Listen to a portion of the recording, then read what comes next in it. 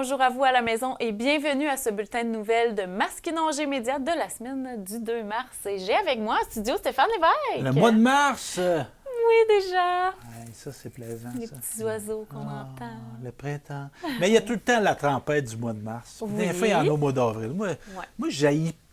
J'adore pas l'hiver, mais je vis avec. Mais tu sais, la tempête de trop, là. Oui. Hein? Puis ça doit être moins le fun de courir dans ce lodge aussi, je sais Oui, pas. non, ça, c'est vrai. Tu sais, Ouais. la neige assumée. Oui. Tu sais, l'entre-deux, comme à l'automne, tu sais, la bouette, là. Tu sais, il fait fret, pas fret. Tu sais, à un moment donné. Mais ça, c'est pas nous autres qui décident ça. Non. Hein, Parce pas qu'on grand- a Mais ça nous fait quelque chose à chialer. Ben oui. Regardez, on a fait 2 minutes là-dessus. Et ça socialise, ça. Oui, ça c'est vrai. La météo socialise, parce Oui. que c'est une entrée en matière. On va parler de météo, puis après ça, on va parler d'autres choses.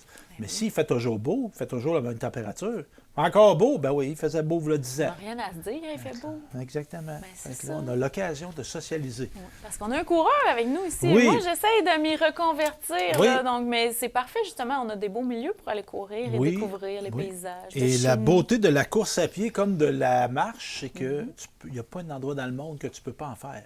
Ça, c'est vrai. Et c'est presque gratuit. Oui. Ben Ça oui. dépend Ben là, si on c'est sûr. s'équipe, Ça prend des bons souliers. Oui. Ça prend des bons souliers. Mais tu sais, le petit chose à la mode, puis tout ça, ça peut. C'est bon de se sentir bien dans ses vêtements.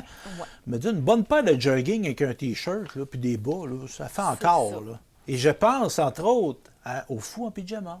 Ah, M. Marcel Jobin, ah ben, qui est de la MRC de Masquinongé, un grand qui a fait les Olympiques en 76, en 72, puis en 84. M. Jobin, que j'ai eu l'occasion Lui, il a commencé à courir des fins des années 60-70, faisait de la marche rapide, lui. OK. Puis là, les gens le voyaient. Ben là, je vais raconter ça. Il y a des gens qui ne connaissent pas l'histoire. Puis on y a rendu hommage à Saint-Boniface, si je me rappelle bien. Donc, lui, il se promenait, puis le monde n'était pas habitué de voir ça, des pantalons de jogging. Hein? Hey, non. Puis Hein? il l'appelait le fou en pyjama. Ah ben. Parce qu'il pensait qu'il était en pyjama. Puis là, c'est la mode partout. Ben oui. Portons ça. Donc, c'est ça. Bonjour, M. Jobin. Un grand monsieur. Puis là, Oui, on ne parle pas de Hey, jogging. c'est parce qu'on l'a en double aujourd'hui. Là. Oui, c'est vrai. On va aller voir un petit segment qu'on a tourné ensemble pour parler justement de Masquinongé Média, des projets qu'on a à la télévision. Alors, allons voir ça à l'instant. Stéphane, numéro 2. Alors, on est ici pour parler de la programmation de Masquinongé Média. Qu'est-ce qui se passe du côté de Masquinongé en ce moment? Et il s'en passe des affaires, Marie-André. Évidemment, ça peut paraître long. Ça fait quand même très court que Masquinongé Média a commencé à diffuser. Juste pour vous mettre en contexte, c'est un OBNL, un organisme sans but lucratif, et c'est une télévision communautaire qui, grâce à l'appui de Sogetel, entre autres, diffuse depuis le 1er septembre 2025. Il ne faut pas que je me trompe. Donc, ça a commencé il y a quelques mois avec une programmation originale de 4 heures par semaine et on vise à faire 32 semaines cette année, donc 2025-2026, ce qui va faire un total quand même de 128 heures de programmation consacrée à la MRC de Masquinongé. Évidemment, tu en es une des illustrations. On a le bulletin de nouvelles et en passant, on invite toujours les organismes, les municipalités, les entreprises, les individus qui ont des bonnes nouvelles à nous suggérer, à te contacter. Comment on te contacte, Marc-André? On peut le faire par téléphone au 418-714-2953. Ça me fait toujours plaisir. Puis là, il y a des gens qui commencent à m'appeler. C'est le fun pour des reportages. Ben oui, en effet, des bonnes idées parce qu'on est là pour parler du milieu, évidemment, et il y a des gens qui ont rapidement levé la main parce qu'une télévision communautaire, c'est une télévision pour la communauté. Donc, s'il y a des gens qui nous regardent, qui souhaiteraient déposer des projets, on a déjà Karine Pelletier qui est là, qui est aussi la présidente du conseil d'administration de Masquinongé Média. Donc, il fait une émission qui vise à mettre en valeur, en lumière les personnes handicapées et les personnes qui les côtoient. Donc, c'est une émission qui s'appelle Fièrement différent, qui existe depuis presque le début de notre programmation. On a aussi Mylène qui demeure à Yamachiche, qui a déposé un projet qui s'appelait Plein l'assiette et le projet est devenu une émission de télévision visant à parler d'alimentation, de trucs, de cuisine, etc. Donc, on est très réceptif à recevoir des projets. Ça, je vais donner mes coordonnées à moi parce que je peux vous appuyer là-dedans. Évidemment, on comprend qu'il y a des gens qui n'ont peut-être jamais fait de télévision, mais ça se fait par du monde. On en est l'illustration, toi puis moi, Marie-André. Là. On a 2 bras, 2 jambes comme tout le monde.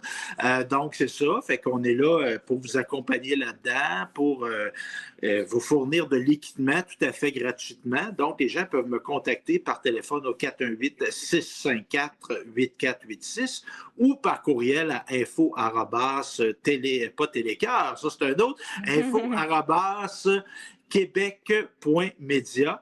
Donc, on peut me contacter de cette façon-là.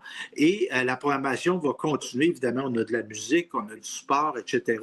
Mais tout ce qui interpelle, qui concerne des gens de la MRC Masquinongé, c'est tous des sujets qui peuvent être à l'affiche, à la télévision communautaire.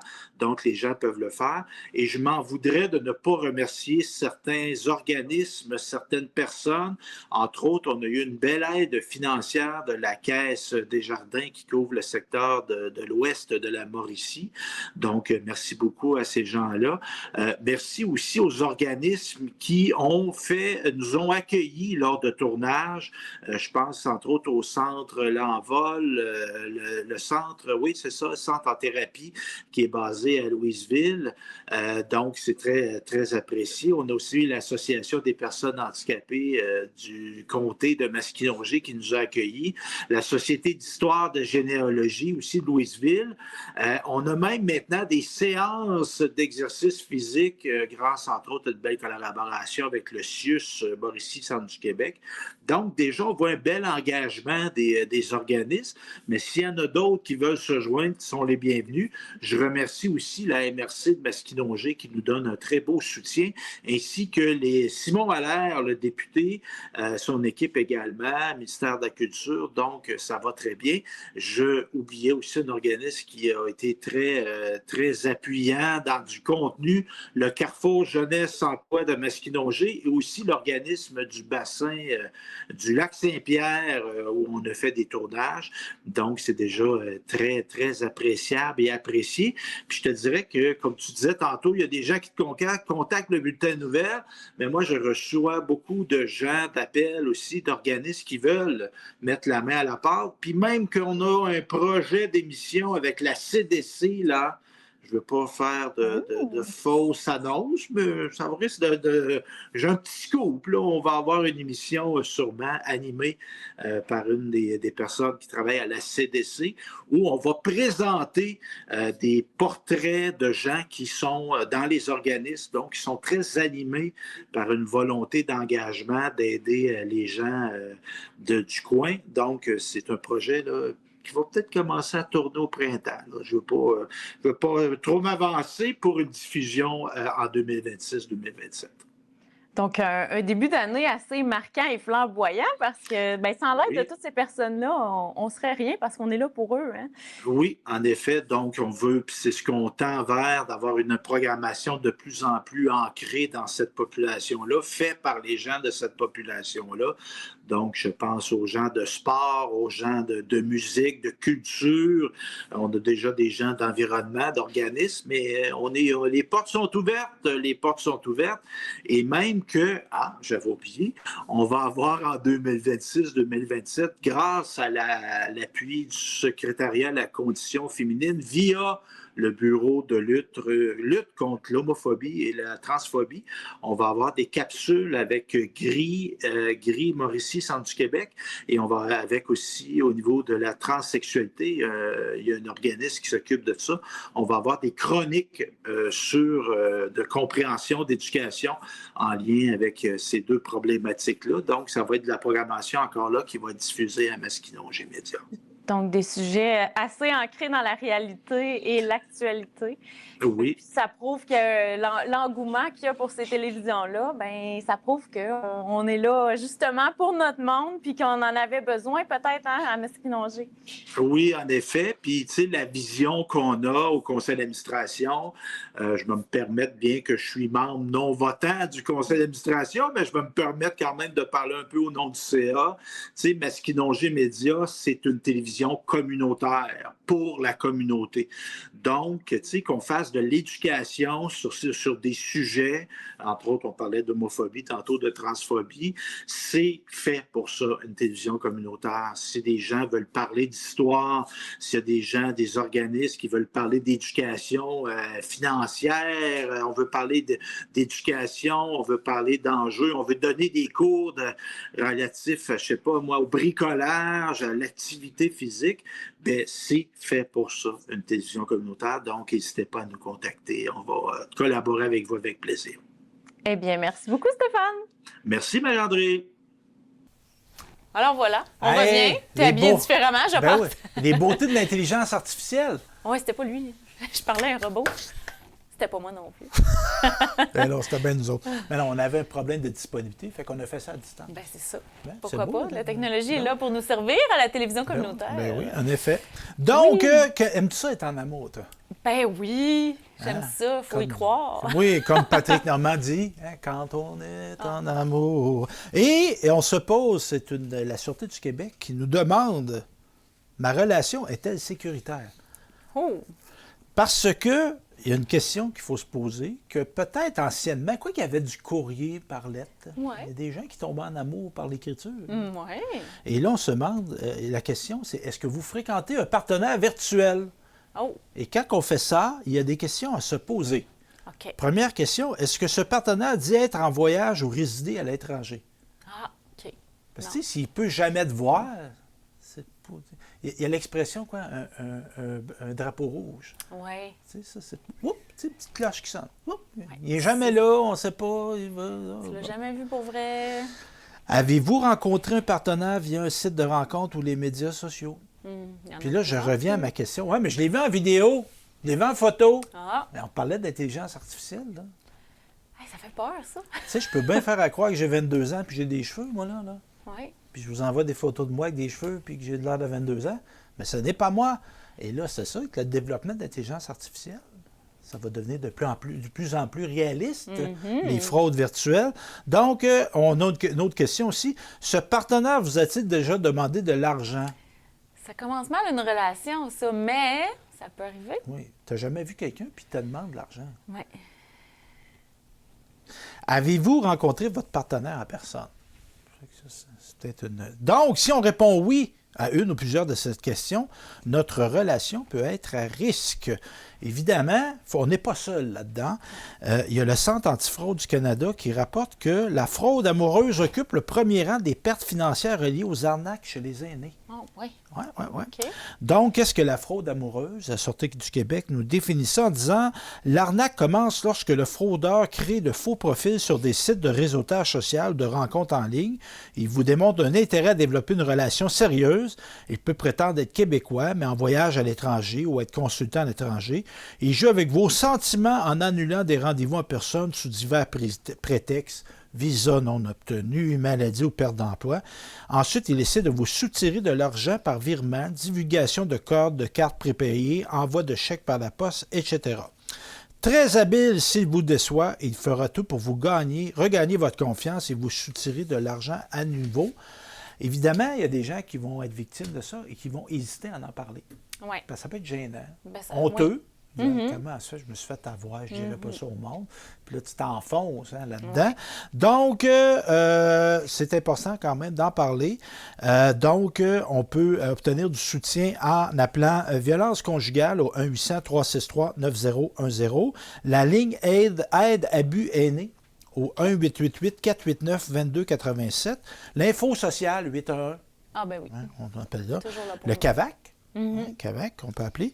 Et évidemment, on peut, si on est victime d'un crime, on peut toujours appeler la police. Hein, les policiers de Sûreté du Québec. Toutes les raisons sont bonnes de se protéger des fraudes parce Oui. qu'il y en a de plus en Oui. plus. Puis, sont, des fois, comme on dit, sont ratoureux et parfois aussi, ça démontre l'importance de l'éducation à ces sujets-là, chez les jeunes, mais aussi chez les aînés. Oui. Parce qu'il y a des gens qui n'ont pas. Tu sais, toi, tu es plus jeune que moi, tu es né, puis l'Internet existait, ou presque.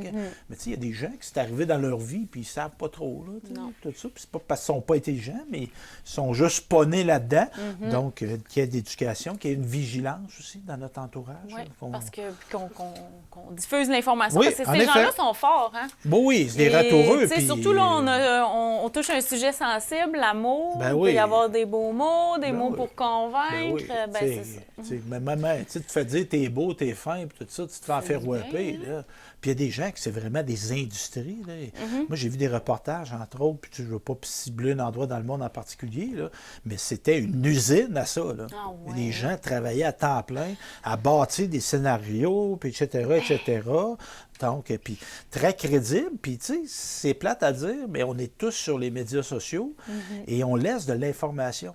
Ben oui. Puis il y a des gens qui vont créer un lien de confiance. Ben oui, j'ai déjà été, moi, à telle place. Ben oui, telle place. Puis, hey, ce parc-là, il est-tu beau? Fait que là, t'es là. Ah, ouais, on pourrait aller faire un pique-nique un jour, peut-être. Fait que là, tu commences à te laisser là. t'embrasser. Puis la personne n'est jamais venue dans cette ville-là. Ben En non. sachant que tu es de là, ben, C'est facile. je trouve l'information. Protégeons-nous. Oui. Maintenant, on va parler d'impôts pour les personnes handicapées. Donc, c'est l'Office des personnes handicapées du Québec, un organisme qu'on a au gouvernement au Québec. On est quand même assez... ça fait longtemps qu'on a un office, d'ailleurs. On est assez pionniers là-dedans.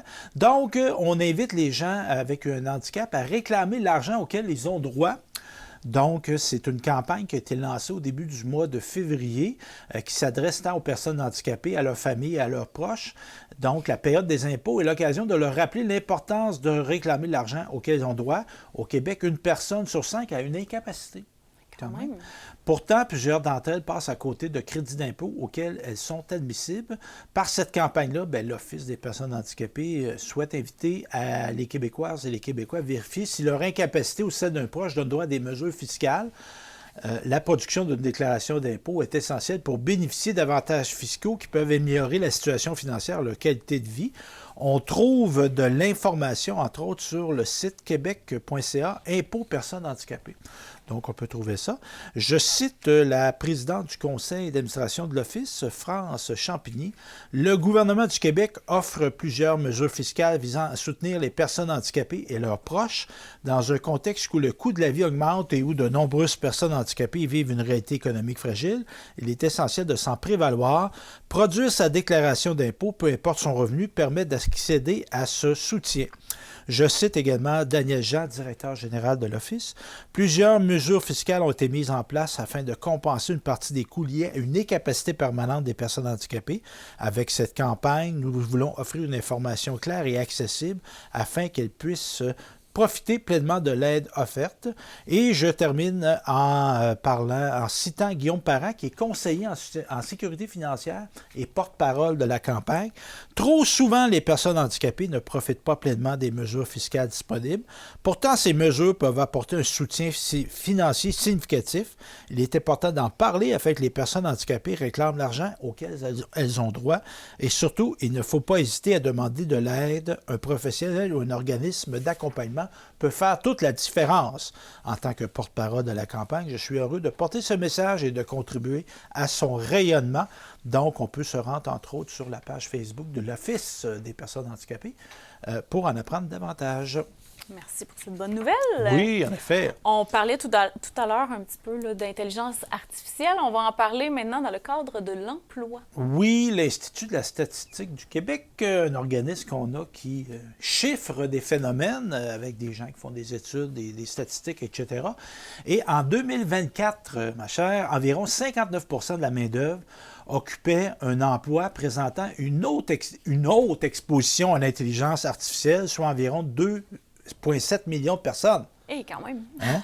Et ça risque de monter. Ouais. Le Québec affiche par ailleurs un taux d'exposition à l'IA, on va employer l'acronyme, semblable à celui de l'ensemble du Canada. Et on remarque, entre autres, qu'il y a une prédominance de l'IA dans les professions occupées par des femmes. Ah, ouais. Ouais. OK. Donc, c'est les femmes qui sont plus susceptibles, 71 % contre 49 %. Et ça explique par la composition industrielle et professionnelle selon le genre, les hommes étant davantage concentrés dans des professions de production qui sont moins susceptibles d'être affectées par l'IA. Par exemple, tu sais, sa construction. Oui. C'est planter des clous, ça ne se fera pas virtuellement. Effectivement. Tandis que commander des clous, ça va peut-être se faire virtuellement. Peut-être. Plus particulièrement, les femmes sont davantage exposées par l'IA que les hommes, à la fois pour les cas de forte complémentarité, c'est-à-dire dans des professions où elles peuvent tirer profit de cette technologie, que pour les cas de faible complémentarité, soit dans des professions où les tâches peuvent être transformées ou effectuées par cette technologie. Aussi, une autre chose qui ressort de l'étude de l'Institut, les personnes ayant une formation universitaire, ce qui est notre cas, des formations. Un début, je n'ai pas le diplôme. Ah, moi, je l'ai deux fois même. Donc, les personnes ayant une formation universitaire sont plus susceptibles que les autres d'être exposées à l'IA, étant donné que l'IA parvient de plus en plus à effectuer des tâches cognitives et non routinières. On doit s'attendre que les personnes hautement qualifiées, celles qui détiennent une formation postsecondaire, en particulier universitaire, soient plus à risque d'être exposés à l'IA. En 2024, environ 86% des emplois occupés par des personnes ayant une formation universitaire se trouvent dans une profession potentiellement hautement exposée. À l'opposé, seulement environ le tiers des personnes ayant un diplôme secondaire au moins sont exposées à l'IA dans leur emploi. Aussi, les professions, ça c'est un peu, c'est logique, les professions où le télétravail est possible sont hautement exposées à l'IA. Travailles devant un ordinateur, ça se peut que tu aies choses de ta tâche ou que tu sois remplacé. C'est triste. Donc, les professions du télétravail, ces professions exigent fréquemment des formations postsecondaires, particulièrement universitaires, qui sont plus susceptibles de présenter une autre exposition. Par ailleurs, pour les professions dont le télétravail était possible, une large majorité, presque 70%, sont des emplois faiblement exposés à l'IA. Et il y a des régions qui sont plus hautement exposées. La capitale nationale, Montréal et l'Outaouais. Ah ouais? Oui. Donc, c'est ça. Il ne l'avance pas, mais j'oserais évoquer l'hypothèse de plus haute présence de la fonction publique. Oui, c'est ça. Donc, c'est ça. On peut en apprendre davantage en consultant un bulletin qui a été fait à ce sujet-là de l'Institut de la statistique du Québec. Et je vous invite, moi, je n'avais pas ça dans mon contenu, mais ils ont un bulletin d'information que tu peux recevoir par courriel. Moi, je suis abonné à ça. Je ne vous dis pas que je le lis au complet à chaque fois. Mais souvent, je vais cliquer dessus, puis tu sais, des sujets, des fois, que tu connais peu, qui n'ont pas nécessairement un retentissement dans les médias, mais tu sais, d'avoir des données scientifiques sur des sujets qui nous impactent. Moi, je trouve ça intéressant. Super fait que je suis abonné à ça depuis de nombreuses années, moi. Et l'utilises-tu, toi, l'IA, dans ton travail? De plus en plus. De plus en plus? Oui, de quelle façon? Pour me répondre? Pour rédiger. Oui, OK. Oui, pour rédiger des demandes, des textes, évidemment. L'IA, c'est bien, mais il faut connaître son sujet. Oui, c'est ça. Parce que si tu ne connais pas ton sujet, tu peux t'en faire passer. Ça va paraître aussi, là. C'est ça. Parce que des fois, il va passer des informations qui n'est peut-être pas validée. Ah oui, c'est ça. Donc, c'est ça. Fait que, tu sais, moi, j'oserais pas faire une... Écoute ça, Stat? Non, même pas. Hey, je dois être une des seules. Dans Stat, il y a un médecin qui sert de l'IA pour soigner ses patients, là. Ça fait peur, ça. Ben, c'est ça. J'aimerais pas ça. Tu sais, compléter une demande, bon, je me dis, je revalide, je retransforme le texte, tout ça, mais c'est pas, il y a des domaines, je trouve, un peu délicats. C'est délicat, oui. On n'est peut-être pas rendu là, mais en tout cas, bon. Quand on parle de santé, de sécurité... Il y a des domaines où ça prend encore du monde. L'intelligence humaine. L'intelligence naturelle et non pas artificielle. Il nous reste encore une petite minute et demie pour parler de... en fait, on en aurait besoin de plus de temps pour parler de ce gros sujet. On va parler de racisme. Oui, donc le ministre des Relations internationales et ministre responsable de la lutte contre le racisme, Christopher Skeet, a déposé le bilan des avancées, des réalisations du groupe d'action contre le racisme. Donc, il y avait eu un rapport il y a 5 ans. On a déposé un nouveau rapport et on a formulé 25 actions. Et on a investi 180 millions de dollars pour ces actions-là. Entre autres, on a mis en œuvre des actions qui ont permis la nomination d'un ministre de lutte contre le racisme, des campagnes nationales, une croissance des minorités visibles dans la fonction publique et sur le CA des sociétés d'État, des mesures structurantes en matière policière, dont la production de formations destinées aux policiers, le financement de projets de patrouille mixte avec une intervenante psychosociale et l'adoption d'une ligne directrice sur les interpellations policières, la création l'hébergement pour les étudiants autochtones avec milieu de vie culturellement adapté à Trois-Rivières, Sept-Îles et Québec et des sommes importantes consacrées à l'accès à la justice pour les Premières Nations et les Inuits. Donc, je cite M. Skeet rapidement. « Issu moi-même de la diversité, je suis particulièrement sensible aux réalités vécues par les minorités. La lutte contre le racisme, la défense des droits, la sensibilisation aux réalités des communautés ethnoculturelles sont au cœur de l'engagement du gouvernement, en ajoutant que ces efforts font progresser la lutte contre le racisme et contribuent à bâtir un Québec plus équitable et plus inclusif et plus uni. » Donc, c'est M. Skeet qui nous dit ça. Eh bien, merci beaucoup, Stéphane. Merci à vous à la maison d'avoir été là et on se retrouve une prochaine semaine dans un prochain bulletin.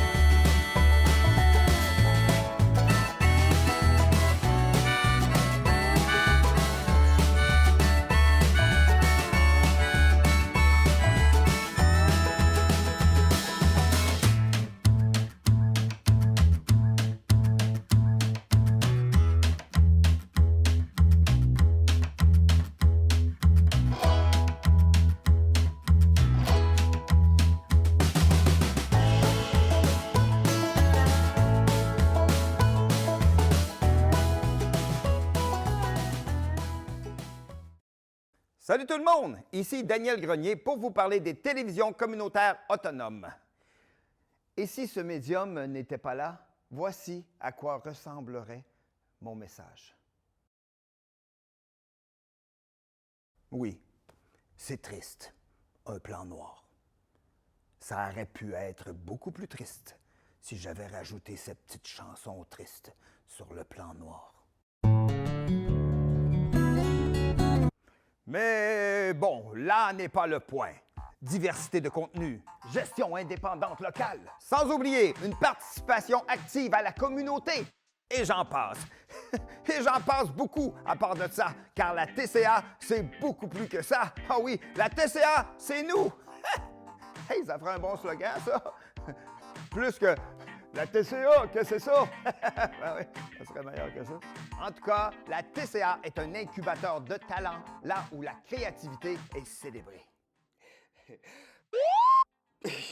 Ensemble, encourageons les télévisions communautaires autonomes. Salut! Toi qui écoutais ce message. J'ose ma télé communautaire.